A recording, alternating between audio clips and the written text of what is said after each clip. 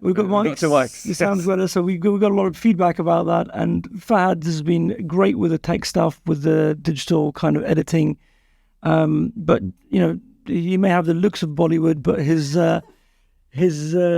tech kind of cut and paste is still very much Barnet rather than Bollywood. So he's behind. He needs to reach the Bollywood standard. Yeah, we need more Bollywood, less Barnet. But yes, we're getting there.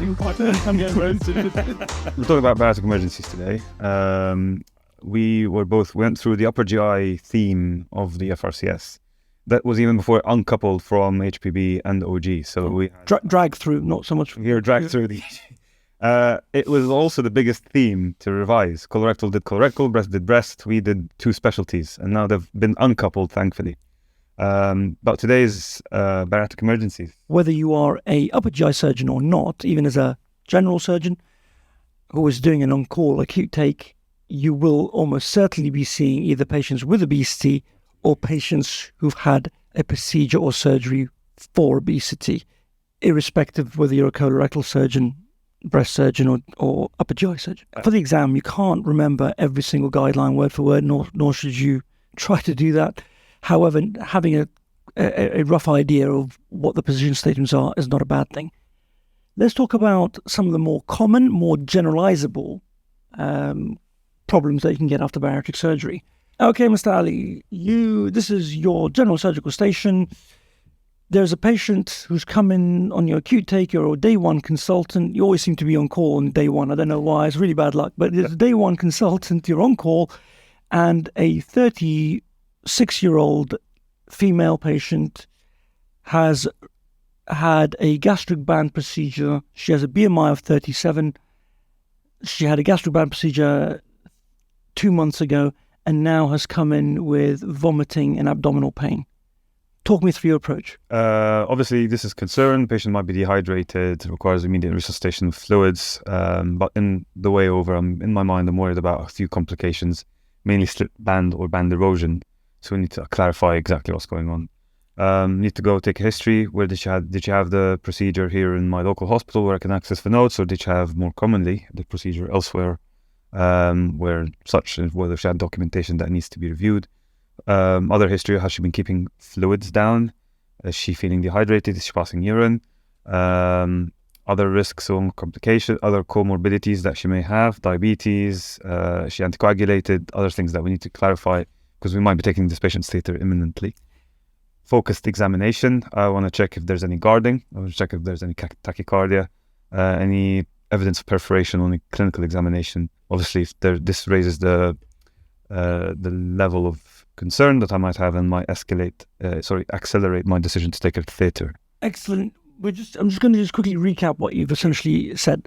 Ultimately, there's a really nice opening line. I am concerned that this may be the case. So already you've told the examiner that there's potentially something serious. So the examiner's always, okay, so this candidate is obviously thinking along the same lines as we are. Then you've done things in a very sequential and structured way. You've talked about the focused history examination. You talked about the salient and important points such as what was done, where was it done, when was it done, how was it done. You may not have all of that information, but you're going to ask about that. Then asked about the general state of the patient and any existing obesity-related conditions or even non-obesity-related conditions. And that's very important in these patients because, as you rightly said, a lot of these patients will have obstructive sleep apnea, diabetes, hypertension, cardiovascular disease, and other things. So you got to a point where you've now examined the patient. Not much on examination. The abdomen is soft, generally a little bit tender in that side. And the patient has been vomiting, as you said, not allergic to anything, not on any regular medications apart from a PPI, doesn't really have anything in the way of other medical comorbidities. After taking a history and examination, how are you going to find out what's going on here in a patient who's had a gastric band? So there are two adjuncts that could help you here. I keep saying solo, I apologize. There's two adjuncts you can take on board. An erect chest X-ray could assess the phi angle of the band. Tell us about that. So what's a phi angle? So this is the bit where we say the upper GI team need to know about this, not the general surgical team. So it's the band. So very simply, it's an anteroposterior X-ray. You can see how the band lies. The band needs to lie flat. You cannot see the O of the band. So that means it's straight, it's not deviated. And then the angle itself from the midline, from a craniocaudal hypothetical line, is between 0 to 58 degrees. Any more than that suggests, if you can see both anterior and posterior aspects of the band, that the band is slipped, or if you can see the band lying in outside of that range, 0 to 58, then the band is also slipped. You then need to confirm it with a water-soluble contrast enhanced CT with IV contrast as well, so double contrast CT. And that will tell you whether the band is slipped or not, causing any obstruction proximally, or if there's any underlying. Excellent. The answer for everyone, whether you're a general surgical station or you're an upper GI trainee, is you're going to do a CT with oral contrast. That's the answer. Specifically for those of you that are upper GI, not ep3, but upper GI, the phi angle is a useful thing to know. It's between 4 and 58. I think most are 0, but I think it's still 4 and 58. And that's taken from the longitudinal axis of the vertebra and the band. So anything that's wide, where you can see the O of the ring, or it's gone the other way, it goes over 58, and that means the band has slipped down. We've done a CT oral and IV contrast. It shows that there are some locules of gas in a pocket around the band. The band has slipped. There is some oral contrast trickling through, but there's also some oral contrast leaving the stomach. Say that again. Oral contrast leaving the stomach, as in extraluminal. Extraluminal contrast in a pocket on the stomach. So, again, I think your answer here depends on what your practice, what your discipline is. If you're colorectal, then you would probably say this is the point where I get on the phone and talk to a tertiary bariatric center. Sure, but they will expect you to know what's happening. What do we think is the problem? But we think that this is an eroded gastric band slipped and caused perforation as well. Exactly. Whether it's contained or not contained, that's a separate discussion. Ultimately, your CT with oral contrast has told you that this is a slipped or eroded band. You can, of course, have slipping of the band without erosion. But this is an eroded band because you can see extraluminal contrast. And then what you do next will depend very much on what subspecialty you are. If you're not an upper GI, or even if you're an upper GI and you don't have significant, you can say, look, I'm an OG trainee and I don't have much bariatric surgical experience. I will speak to a bariatric unit. That's perfectly advisable. However, perfectly acceptable, sorry. But however, if you are a general colorectal breast trainee, a HPB, a transplant, non-upper GI bariatric, this is not something you try to tackle. You would say you would contact the tertiary referral center for bariatrics in your region. Let's say you are however, there's a very specific group of people. If you are bariatrics, what would you do? So I'd consent the patient for band removal and closure of gastric defect. Yeah, so you would essentially wash it out, remove the band, and stitch the thing closed or put a big drain in it. What are the risks? Risk of any operation, anesthetic, infection, bleeding, pain, DVT and pulmonary embolism, cardiorespiratory complications, irrespective of what you do. Specific to this, if you're going to do a suture repair, it may not hold, so you may have a leak. You may have to resect a bit. You may have to do a partial gastrectomy and proximal gastrectomy and resect a bit of the stomach. Not very common, but if you've got a very nasty eroded gastric band with gangrene, you're going to have to resect it. Sometimes they may really push you and say, your bariatric unit, tertiary unit, is 19 hours away by jet. Away day. Yeah, exactly. Everybody's away at some conference, and I don't know why you'd be left out. Are often are in Naples having their meeting. So if you are really pushed and say, what can you do? What they're looking for is sepsis control and control. So this is the same principles that you would do for any sepsis, irrespective of what specialty you're in. You're going to do a laparoscopy. You can do open, but to be honest, in these patients, it's usually probably easier to do laparoscopically because of the sheer size of the abdomen. You do a laparoscopy, source control, which means wash out, big drains, antibiotics. Ship them out. ICU care. And this is the bit where you're going to talk about multidisciplinary approach, include the intensivists in the discussion, get on the phone, talk to your colleagues, stabilize the patient. They might take this to tag this onto another intensive care question. Tell me about inotropes, how do they work, things like that. They can have their fun with this. Or ultimately just looking even more generalized and talking about Nellis scoring, risk factors, stratification of risk.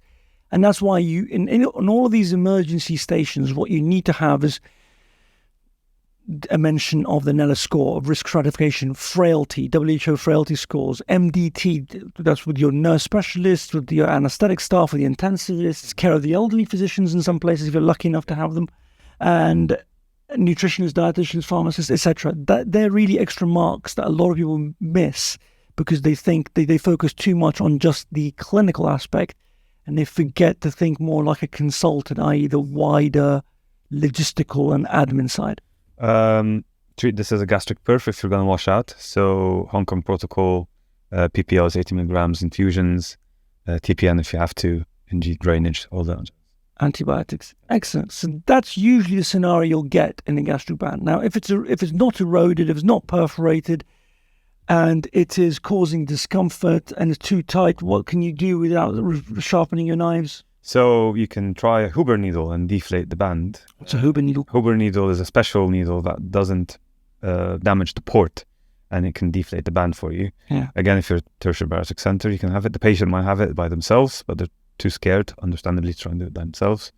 If that fails, you use a green needle, try and deflate it, but warn the patient that that band will be then unusable, needs to come out, because the port might then introduce infections, things like that, because you've damaged the seal. Absolutely. At a push, however, if the patient is really struggling, you're worried about the stomach or the slip onto the esophagus and it's going to become ischemic or something terrible is going to happen, they're really pushing you, you just deflate the band. How do you deflate the band? You tell the patient, where's your port? And they'll have a port somewhere in the abdomen, typically more towards the left side of the abdomen, but could be anywhere. And the patient will know.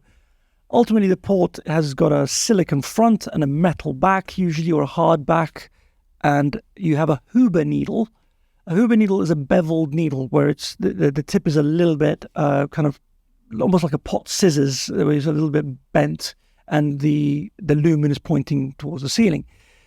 If you don't have one of those, you've got no idea what that is, don't worry about it. This is an emergency. Get a green needle, just your bog standard needle with a syringe, and once with two fingers, hold the port, clean the area, aseptic technique as much as you can. Warn the patient it's going to be a sharp scratch, of course, and you can do this when they're awake, just as they would have a blood test almost. Hold the port still, because sometimes it can move around as you're trying to stab it with a needle. Hold the port still. Go into the silicone sheet and just keep pushing in until you hit the back plate and clang. And then what you'll see is fluid fill to the syringe anyway. Another scenario that's commonly asked in patients who had bariatric surgery and present as general surgery emergencies. That's the patients who had a sleeve gastrectomy. This time it's a 41-year-old male who's had a sleeve gastrectomy abroad. Which country did you come back from? Yeah, so the patient 2 days ago has now landed last night at your nearby airport and has come in with vomiting, tachycardia, quite a lot of epigastric pain, and just doesn't feel well. BMI's 46. So you would structure your response, like you said. More concerned about his immediate operation would be a sleeve leak, but other pathology exists, so it could be a DU perforation, appendicitis, could be anything. Need to go and assess him. Again, same approach, focused history and examination. What operation did he have? Does he have the op notes with him? Was it easy operation? Was it difficult operation? Did they have to stay in the hospital for a long time? 2 days, probably not. Was it day case approach? That's also a common thing that's happening in bariatric surgery. So you need to be aware of these things. Other comorbidities exist, any regular medication that he's on, any other symptoms that could be causing, is he coughing things up? Has he got a water infection? Things like that. Excellent. Just to recap, you're going to say a statement along the lines that you recognize as a serious situation where the patient could be profoundly unwell, septic.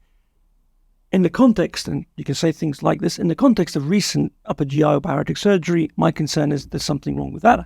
However, the other differentials would be things that may be completely unrelated to the surgery. You've talked about the history. When you can have phrases to this end, I would take a focus history and examination or thorough history and examination, eliciting the points of what type of surgery, where was it done, how did they feel before. Then you go down your past medical history, drug history, and everything that's happened since then. Okay, the examiner will then move you on. Okay, you're taking history, bit of tenderness, bit of tachycardic. They'll give you something relatively vague, or they may say borderline pyrexia. How are you going to proceed? So you need to start talking about your management plan. Start with IV antibiotics, IV fluids. Make sure the bloods have been taken, and arrange a water-soluble contrast on CT. Once again, in any emergency situation like we've talked about before, as per the CRISP, sepsis 6, whatever, ATLS, whatever that emergency scenario is, I would simultaneously assess and resuscitate the patient. That's the key words you kind of want to say. Buzzwords, they're very important to me. What do we need to do here? We need diagnosis, isn't it? How are we going to get diagnosis? Many ways in a sleeve leak. So the earliest thing that you can get that's not specialist-led would be a water-soluble contrast on CT. That being said, you can also arrange for an OGD, and in highly specialized centers, you can also treat the leak via OGD with a vac stent, a vacuum stent or endosponge or whatever adjuncts that they have there. If you're a specialized trainee, it might be worth knowing these things because it shows that you can offer the patient that you have, you can treat each case at a bespoke fashion as well. Excellent. The general surgical answer for those of you that are not upper GI is to do exactly as Mo said. You're going to obtain a CT with IV and oral contrast. This is after you've said you've resuscitated them and the patient's stable, etc. And the CT with oral contrast, they're going to either put a picture in front of you or they're going to say it shows a leak or something, or a big hematoma. If there is sepsis there, they're going to ask you how you're going to treat it. You're going to say, as a general surgeon, you're going to say... You refer to a tertiary center. However, they may push you that you've got to do something. What's important to remember is in these exams is there's absolutely no way you're going to say for every subspecialty thing, I'm going to do a pelvic exenteration and esophagectomy in the afternoon, and then in the middle I'll do a major oncoplasty reconstruction because I'm that good. They're not expecting you to be able, and maybe a transplant after dinner. You're not going to do that. But equally, you can't just sit there on the verge of tears and say, I want to phone a friend. You need to actually have... You need to have a plan. You need to have a plan, and you need to know your limits, but also you need to be able to initiate something because you're talking at consultant level. And it's also very fair to say, this patient needs this, this, and this. I'm going to take him to this and this is my plan. I'm going to take a senior colleague alongside with me. Absolutely. That's very fair. And say that this is the extent of my expertise and my ability. And in generally, if a complication comes up in the exam that requires a take back theatre, your standard answer is going to take a senior colleague alongside with me, and then it's just best practice, even in the hospital, even when you're actually working. Absolutely. As a general surgeon, you're going to say what's important here is source control, sepsis control, laparoscopy with a friend. If everybody at the bariatric center is on a yacht somewhere, and you can't get hold of anyone. I wish. Yeah. You're going to do a laparoscopy, wash out, big drains, antibiotics, ICU, MDT approach. That's your answer. If this is a subspecialty station and you are a OG, and fortunately or unfortunately for those of you that are upper GI, they will not differentiate between bariatrics and cancer. So you'll need to know both equally well. For those of you that are subspecialists, your options are, as Mo said, you would want to do an endoscopic examination. There are stents that you can put in. So the treatment plan, you can combine everything. So you can do an endoscopic and laparoscopic approach in the same operation. You can do mainly endoscopic, do stents or endosponge approach. There's really, if you're talking bleeding edge, there's a stent now that has both. You can do stent that occludes the lumen of the sleeve, the hole, and has a sponge on it. Vac stent it's called, and that can really treat the sepsis outside the sleeve, maintain oral intake. Patient can take liquids, and that's just Mo trying to get some sponsorship. Yeah, sure. So that's a purely endoscopic approach. There's a laparoscopic approach. Most centers will use some form of internal drain and external drain. So a T-tube and an external drain. T-tube to allow any excess fluid inside the sleeve come out, and external drain outside the stomach to drain the cavity and drain the sepsis. Some people use pigtails, internal and external. It's depending on what the practice is. You just need to know the principles. So internal, external drainage, endoscopic drainage with a stent or a sponge or a combination of both, or actually combining all these adjuncts in the same operation. And again, this is under the umbrella of intensive care treatment, broad spectrum antibiotics, nutrition support, and suppression of acid production, long-term PPIs. That's it. For most of the general surgical emergency stations, irrespective of what kind of flavor it is, whether it's an upper GI problem or colorectal or HV or any problem really, the treatment algorithm is actually very similar. It's all about having that one opening statement, that recognizing this is a serious and bad situation, knowing your own limits within your own subspecialty and who you're going to ask help for, but also not just picking up the phone and not even doing a blood test, actually doing something, but also having a structured way to answer it. Your first priority is what? It's ABC, critical care, as per sepsis 6 protocol. And having those phrases like simultaneously assessing and resuscitating is going to help you get through that station in a bit more of a timely manner. And then you could talk about your treatment algorithms. There's conservative, endoscopic, surgical, radiological, or whatever it may be, in my hands, in my experience, and these are completely permissible things to say. Yes. For example, me as an upper GI surgeon, if I have a very complex colorectal problem, I'm not going to be doing anything I'm going to be doing Hartmann's. I'm not going to be doing anything that's going to be terribly fancy unless I have a colorectal surgeon with me. And ultimately, the things not to forget here is the wider picture. I know we've said it before in this very podcast and before, but it's where people lose a lot of marks is because they are not considering the other aspects. They're too focused on just the management they would do. They forget about physiotherapy, nutrition, dietitians, ICU, intensivists, cardiologists, cardiology, all these other subspecialists, all the other experts that can help you. Having that in your answer, and again, you need a phrase, as part of an MDT approach, adds a real level of truth. You're actually the on-call consultant, as congratulations anyway. National news. But stay away here. Stay away, absolutely. So you're on call. 45-year-old lady comes in. She's 5 years down the line from a room gastric bypass. Her BMI was 35 down to 28.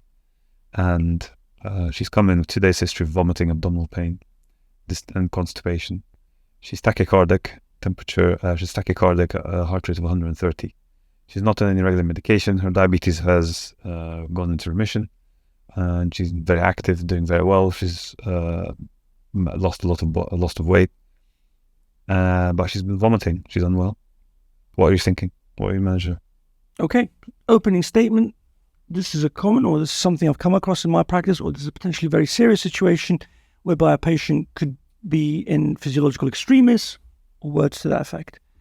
My initial assessment will consist of a thorough history and examination, the salient points being with regards to her recent symptoms. Mm-hmm. You've already told me about the abdominal pain, vomiting, not opening bowels. I would elicit other signs of GI upset or GI pathology. Mm-hmm. I'd also want to know about her specific past medical history with regards to the bypass. What type of bypass was it? Where was it done? When was it done?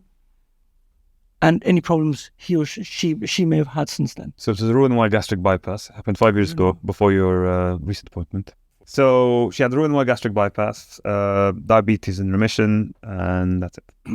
Okay, so we know about the past medical history, and we know specific general past medical history. Laparoscopic, to be kind to you. I would have hoped so, but okay. But laparoscopic Roux-en-Y gastric bypass.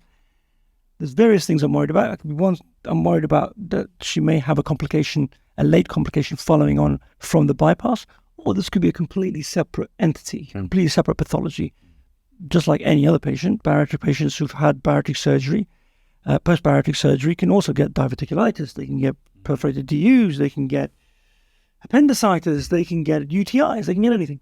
So it's the same. What I would be concerned about is that this is something related to the bypass, and my differential for a late complication like this in a bypass would be either an internal hernia, a hiatus hernia with strangulation of the gastrojet. Yes. That's specific to the bypass, or it could be something unrelated. Adhesional obstruction. Adhesional small bowel obstruction, absolutely.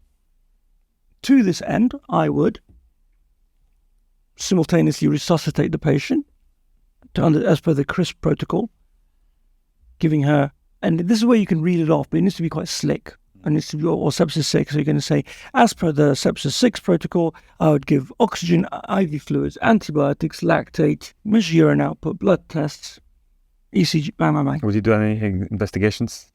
I would do investigations. My investigations would consist of blood tests, including FBCs, and you may have to explain yourself why you would do that. Mm-hmm.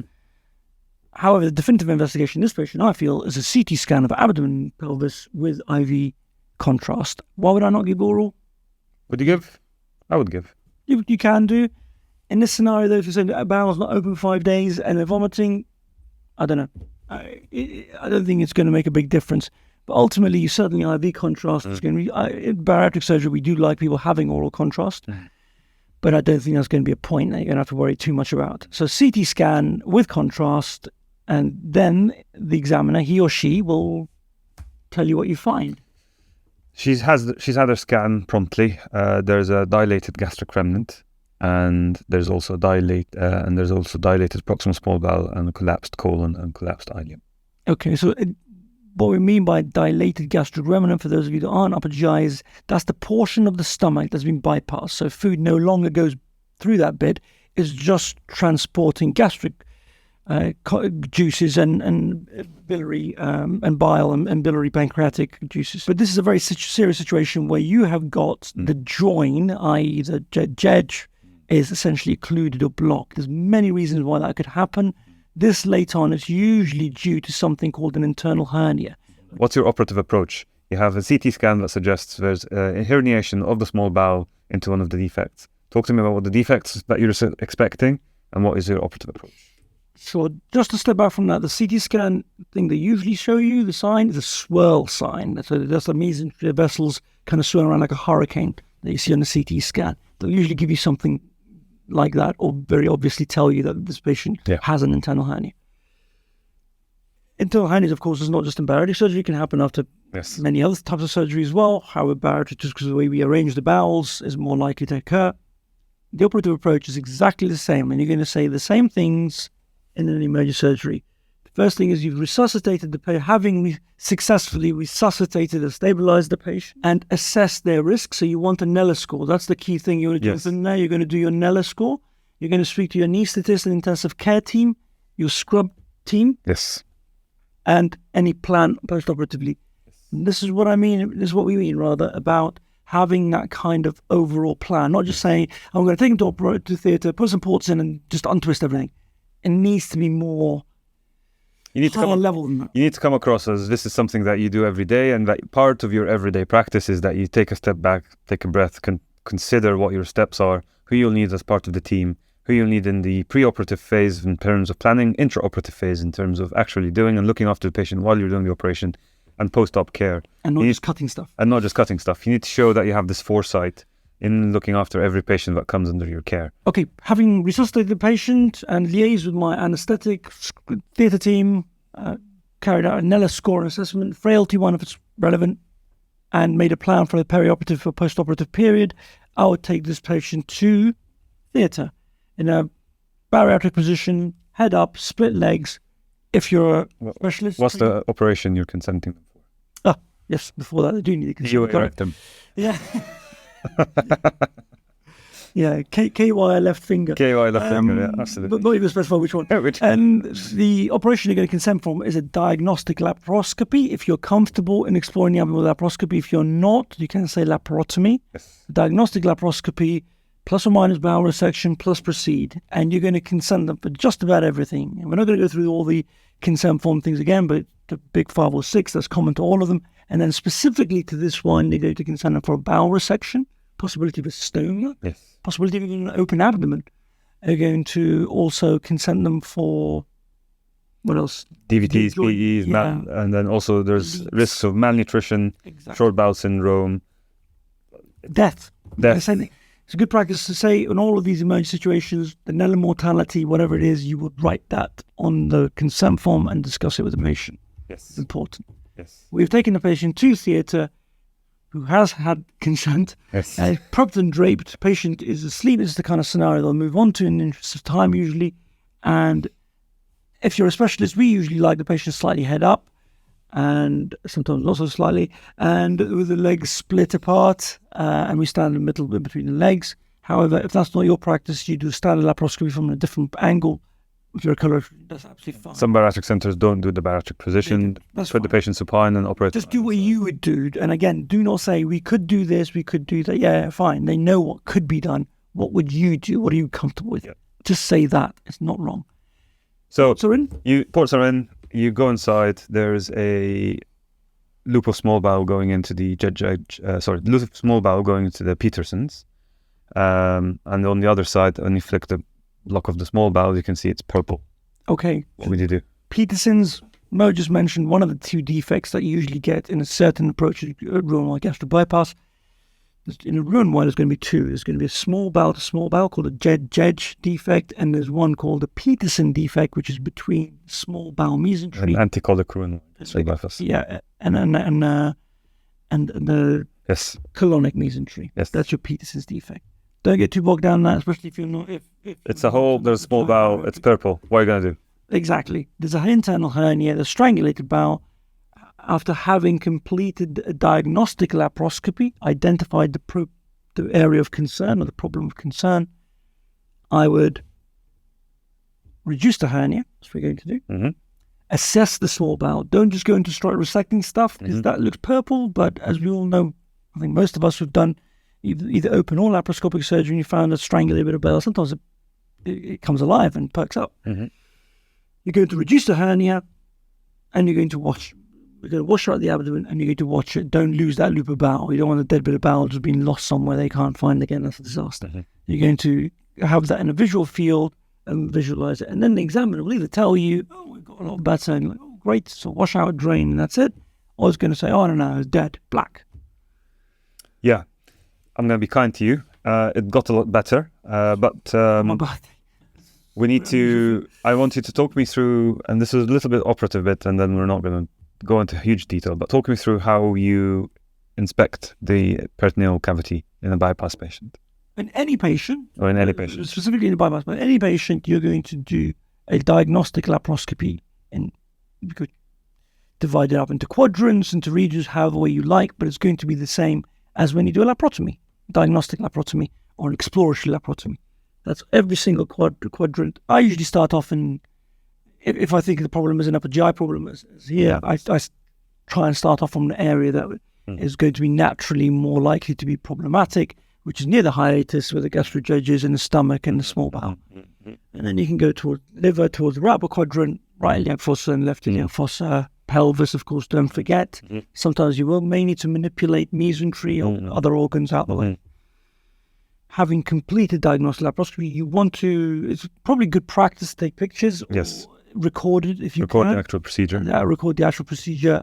Again, as we talked about, if you're facing this is going to be you as a day one consultant. You'll hear that phrase a lot during the exam. As a day one consultant, and you can say, as a day one consultant, this is a potentially complicated situation that I've never faced before. I would like my senior colleague, he or she, to be with me. Yes. Having done a diagnostic laparoscopy, if it's just that and the bowel improves, you do washout, drains, and you're out. If you need a bowel resection, You can, again, do it the way you're comfortable doing it. If your way is grasp it on your hands, bring it to the midline and do an open resection, and that's fine. assisted, whatever you want. Whatever you want. Hand sewn, stapled, doesn't matter. Just do what you're comfortable doing and what you're comfortable describing. That's the key point. Whatever you say you're going to do, please make sure that you are actually able to do it, or at least know how to describe it succinctly in a way that convinces the examiner you can do it. If you say, well, this would be a perfect case for my robotic skills, and then they say, take us through a robotic TME, and then you're like, it doesn't look good. Therefore, whatever you're going to do, just be natural about it and do what you would normally do, because it can be very obvious that people are trying to textbook manage it rather than real life. To recap, we talked about internal hernias, post-gastric bypass, Roux-en-Y gastric bypass reconstruction.